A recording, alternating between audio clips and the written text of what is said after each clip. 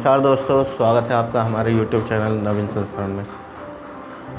दोस्तों, जैसा कि आपने सुना होगा कि चीन और भारत आपसी विवाद पर, जो सीमा विवाद पर, उस पर बात करने को तैयार हो गए हैं और दोनों ही देश पीछे हटने को तैयार हो गए हैं सीमा से। तो आखिर इसके पीछे क्या बड़ी वजह है, वो आज हम आपको बताने जा रहे हैं। ये आक्साई चीन जो आपने सुना होगा, इस पे चीन ने काफ़ी टाइम से, लगभग 65 से पहले से इस पे कब्जा कर रखा है और इस पे काफ़ी समय से जो है युद्ध चलता आया है। 1965 का युद्ध भी इसी पे ही हुआ था। तो धीरे धीरे एक चीन की पॉलिसी है, किसी की ज़मीन पे कब्जा करना है तो आप पहले उसकी ज़मीन पे 10 किलोमीटर तक अंदर आ जाइए और उसके बाद उससे लड़ाई कीजिए। अगर वो लड़के पीछे हट जाते तो ठीक है, 10 किलोमीटर तो आपकी ज़मीन आ ही गई हमारे अंदर, 10 किलोमीटर के एरिया के अंदर तो आ ही गए हैं। अगर समझौते वाली बात होती है, कैसे ही जो टकराव होता है बाद में, तो उस पर पीछे हटने के लिए चलो जी राजीनामा हो जाता है, 3 किलोमीटर पीछे हट जाएगा। कांग्रेस के टाइम में जो ऐसे ही करके काम हुआ तो पीछे हट जाते थे, यानी 7 किलोमीटर जगह दे दी। इनको ये समझ में नहीं आता कि कोई इंसान 10 किलोमीटर आया तो जब समझौता होगा तो 10 किलोमीटर पीछे हटने के बाद होगा ना। अब वो 3 किलोमीटर पीछे हट गया, तुमने 7 किलोमीटर की ज़मीन दे दी उसको। तो सेम यही चीज़ काफ़ी टाइम से चलती आ रही है और अभी 2020 में गलवान घाटी में आपसी मुठभेड़ हो गई थी सेना की, जिसमें यही काम दोबारा हुआ था। तो उसमें बहुत जानें गई थी, लगभग 20 लोग भारतीय मारे गए थे सैनिक और 40 से 42 लोग चाइनीज़ जो है सैनिक थे जो मारे गए। और उसके बाद काफ़ी भारत और चीन के बीच में तनातनी रही आई और आज तक भी मतलब उस पर सीमा विवाद पे वार्ता चल रही है। बहुत सारी वार्ता, लगभग 3 जो है सोइयों वार्ता हो चुकी हैं, लेकिन इसका कोई फल नहीं निकला। तो अभी कुछ भ्रम फैलाया जा रहा है। जब इंडिया में चाइना ने जो है हमला किया, आपस में दोनों की, इंडिया की और चाइना के सैनिकों की झड़प हुई, तो चीन इतने अंदर तक घुसी आया किया और उसे इंडिया भगा नहीं पाया। और जबकि मोदी साहब कहते हैं कि 1 इंच भी जगह नहीं गई है। तो उसके बारे में कुछ खुलासा करना था, क्योंकि ये बहुत गलत धारणा फैलाई जा रही है कि आखिर उनके बिना आए, जब वो आए ही नहीं तो हमला कैसे हुआ किनारे।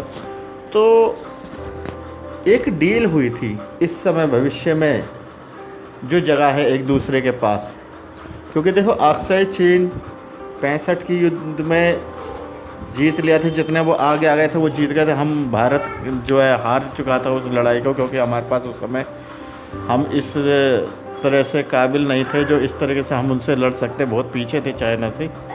तो हम उस युद्ध को हार चुके थे, तो वो हारने की वजह से वो चीज़ उनके पास आक्साई चीन चला गया।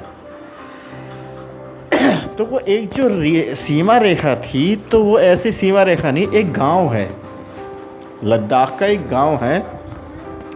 तो उस गांव में एक ऐसे ही फिजिकली तौर पे बोल दिया गया है, एक मानसिक धारणा बनाते कि भाई यहाँ से आगे आप नहीं आओगे, यहाँ से आगे हम भी नहीं आएंगे, पार नहीं करेंगे, मतलब सीमा रेखा। तो उस चीज़ को ध्यान में रखते हुए उसको ही LAC मान लिया गया। अब क्या है, उस समझौते में 2 चीज़ें कही गई थी कि भाई ना तो आपकी आर्मी ना ही हमारी आर्मी जब गश्त करने आएंगे तो बिना हथियारों के आएंगे, कोई भी हथियार लेकर नहीं आएगा, ना ही आपके लोग आएंगे ना ही हमारे लोग आएंगे। मतलब दूसरी बात यह थी कि इस सीमा रेखा के आसपास कोई स्थायी रूप से नहीं रहेगा, मतलब कोई वहाँ पे बेस कैंप वगैरह कुछ नहीं रहेगा। हम यहाँ 7 किलोमीटर अंदर तक गश्त करने आएंगे, बाकी रहेंगे अपने पीछे 7 किलोमीटर तक ही। तो ये चीज़ जो है प्रस्ताव में मान्य रखी गई थी, उसी के आधार पर ये युद्ध हुआ था। हमारी भारतीय सेना यहाँ से गश्त लगाने जाती थी सीमा बॉर्डर पे, सीमा रेखा पर, ऐसी उनके, लेकिन उनकी सेना ने क्या काम करा, वहाँ पे कैंप लगा लिए और जो है कैंप लगा के वहीं पर रहने लगे। तो इस चीज़ को देखकर वहाँ पे फिर समझौते के तौर पर बात की गई, लेकिन वो झड़प में बदल गई। अच्छा, वहाँ पे क्या काम करा उन्होंने, वो हथियार तो नहीं लाए, लेकिन बेसबॉल के जो बल्ले थे वो उनको लेकर आ जाते हैं, और उनमें कटीली जो तार की जो है वो होती है तार, उन्हें लपेट कर उन्होंने तैयार कर रखा था हमले के लिए, जिसकी वजह से हमारे यहाँ के कई सैनिक घायल हुए, मारे गए, तकरीबन 20 से ज़्यादा सैनिक। और भारतीय सेना काफ़ी हावी रही है, और उन्होंने इस युद्ध को पूरा पलट दिया, और फिर जो हाथापाई मारपीट हुई है तो उनके सैनिकों का भी बहुत नुकसान हुआ। उनके तरफ से भी तकरीबन 40-42 सैनिक मारे गए हैं। और पुष्टि तो चीन के और ब्रिटेन के कुछ मीडिया वगैरह हैं, उन्होंने जब तहकीकात करी, पड़ताल करी, बाद में निकल के आता है सामने, तो तकरीबन 55 से 60 सैनिक जो है चीन के मरने की जो है पुष्टि की गई, जो कि चीन स्वीकार नहीं करता। लेकिन भारत ने तो स्वीकार करा था, उनकी डेड बॉडी आई थी, और यहाँ तो इस चीज़ को गिनती में रखते, लेकिन भारत के तरह चीन ने इस चीज़ को स्वीकार नहीं किया। तो कहने का मतलब जो रेखा सीमा पहले से थी वो वहीं पे थे, लेकिन युद्ध इस बात पे हुआ था, लड़ाई इस बात पे हुई थी कि ये जो समझौता है, इस समझौते के तहत ना हम स्थायी यहाँ पे रह सकते, ना हथियार लेकर आ सकते, ना ही आप स्थायी रह सकते, ना आप यहाँ हथियार लेकर आते। बस इसी बात पे लड़ाई हुई थी। वो लड़ाई वहीं की वहीं जो है ख़त्म हो गई, डिस्ट्रॉय हो गई। उसके बाद जो सीमा विवाद ये था, जो भारत अड़ा हुआ है इस बात पे 5 साल से कि भाई आप जो 2020 की स्थिति में जहाँ पर थे आपको वहीं लौटना पड़ेगा, आप यहाँ पे बैठकर नहीं रह सकते। तो चीन इस पर अड़ा हुआ था, नहीं जी हम तो यहीं पे टिके रहेंगे। तो उसी पे समझौता करते हुए व्लादिमीर पुतिन ने इन दोनों ही पार्टियों को आमंत्रित किया। तो उनका ये कहना रहा है भारत से कि भाई तुम अपने आपसी जो है रिश्ते हैं उन्हें सुधारिए। तो भाई भारत ने तो कह दिया जी हम तो कुछ नहीं कर रहे, जब कोई हमारे देश की सरहद पे ज़मीनों को सुरक्षा नहीं होगी, उन पे कब्जा किया जाएगा, तो इन हालातों पे कैसे कम समझौता होगा। तो उधर रशिया ने फिर चीन को भी कहा कि भाई ऐसे बातें थोड़ी बनेंगी, और फिर हमारे ही संगठन में जब 2 देश ऐसे रहेंगे जो बड़े देश हैं, हम उनमें ऐसे तनातनी रहेगी तो कोई भी हमारे साथ आने को तैयार नहीं होगा। तो पुतिन के कहने पर चीन रशिया की बातें मानने के लिए मजबूर हो गया, क्योंकि देखिए चीन रशिया के सपोर्ट के बिना आगे नहीं बढ़ सकता इस समय, क्योंकि उसकी अमेरिका से तनातनी चल रही है। और इस समय जो रशिया में वॉर चल रही है उसमें भी चीन हथियारों को सप्लाई कर रहा है, और भी बहुत से ऐसी चीज़ें हैं जिन पे रशिया के ऊपर निर्भर है चीन। बड़ी आबादी और बड़े देश के होने के बाद तो उसे चीन की बातों को मानना ही पड़ेगा। और चीन भारत जो आपस में एक दूसरे अलग अलग हैं, इनको साथ लाने का काम करा है व्लादिमीर पुतिन साहब ने। तो जो इतने टाइम से लगभग 4 साल से जो लड़ाई चल रही थी, 5 साल हो गए, जो गलवान घाटी में जो युद्ध चल रहा था, जिसके बातों का कोई निष्कर्ष नहीं निकल पा रहा था, कोई हल नहीं निकल पा रहा था उसका, तो उस पर अब जाके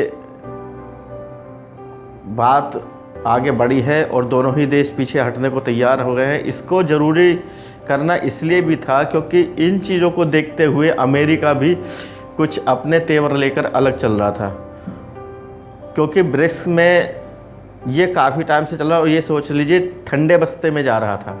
अब इसका इन्होंने सॉल्यूशन निकाला।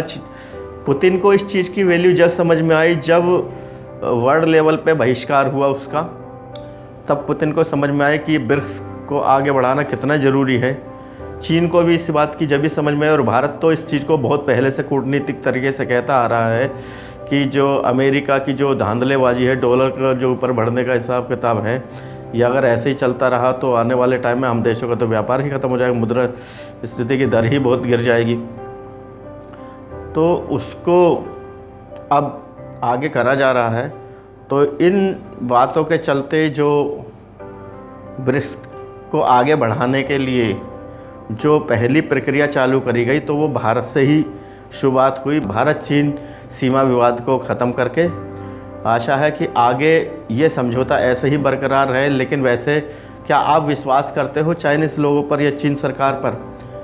मेरी मानो तो मैं बिल्कुल इन चीन पर आज भी क्या, आगे आने वाले समय में भी कभी चीन पर विश्वास नहीं करूँगा, क्योंकि चीन की एक राजनीति है, कुछ समय के लिए कहकर पीछे हट जाओ, लेकिन वो हटता नहीं है। आप हट जाओगे वो वहीं कहीं रहेगा और फिर बाद में आके वापस वहीं पे कब्जा लेगा उस ज़मीन को।